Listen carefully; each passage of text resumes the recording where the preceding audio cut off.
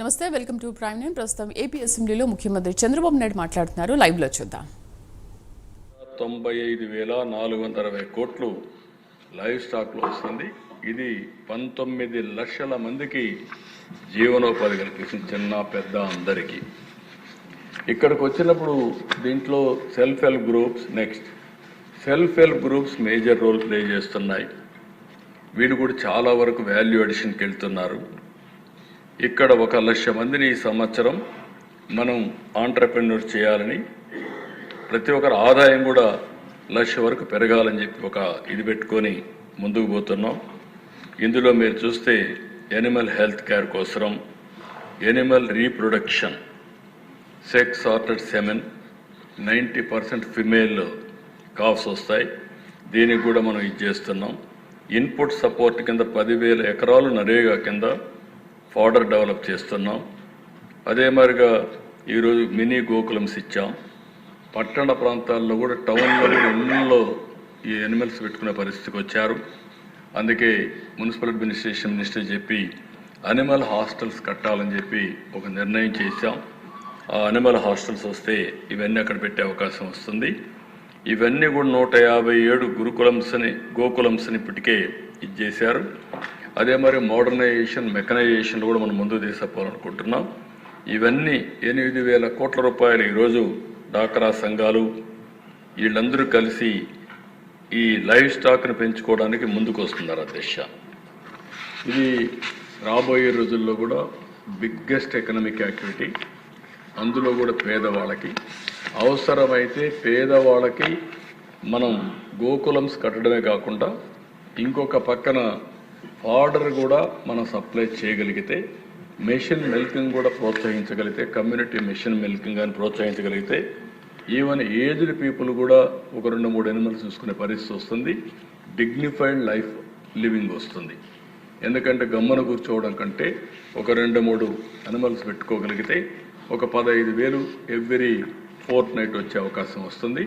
అలాంటి వినూత్నమైన దీనికోసం మనం ముందుకు పోవాల్సిన అవసరం ఉంది.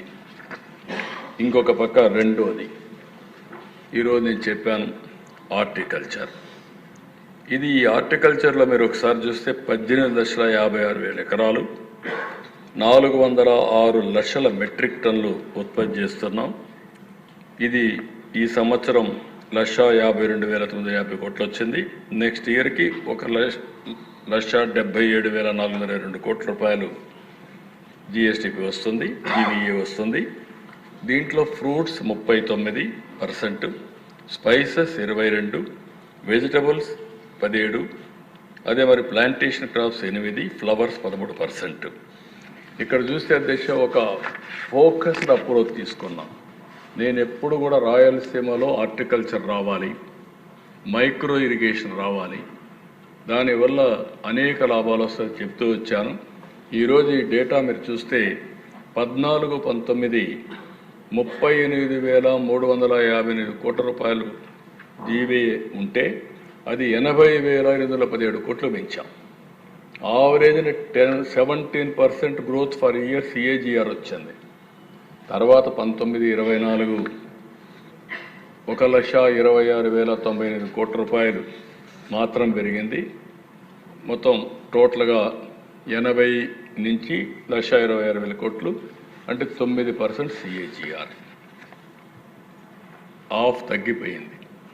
అదే తెలుగుదేశం పార్టీ మళ్ళీ మీరు ఈ సంవత్సరం చూస్తే the horticulture sector has bounced back with 21% growth rate.